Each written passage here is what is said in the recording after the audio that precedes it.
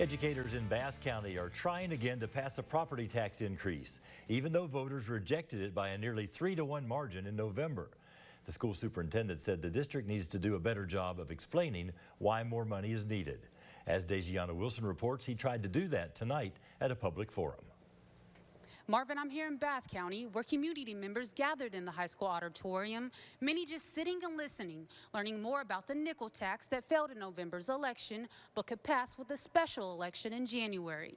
You had thousands of people voting for president who also looked down the ballot and said, oh, what's this tax? And they voted against it. So it wasn't apples to apples. The nickel tax will be the only thing on the ballot in the special election. The school board says the biggest reason for the tax request to invest in the middle school that is coming to the end of its life. They're not just plain good kids, and they deserve this.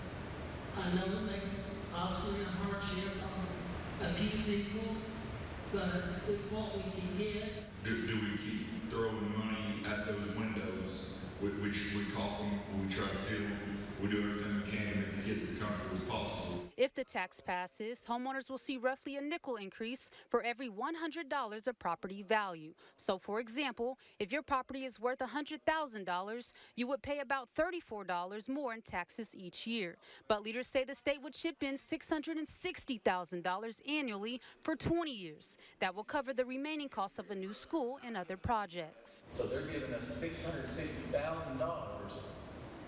And your rate's not changing. You're still putting in the exact same amount. You're still going to put in your extra 34, but we're getting an additional $660,000. Superintendent Evans says construction costs will only rise in the future, so voting for the tax now will save money in the long run. Like you said, you're taking care of it and fixing it, but it has not been.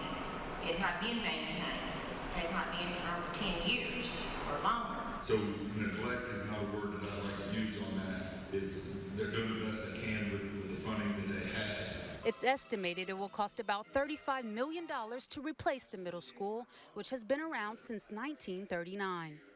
There are 2 more forums scheduled, one virtually this Thursday and another when students return from winter break. In Owensville, Dejiana Wilson, Fox 56 News.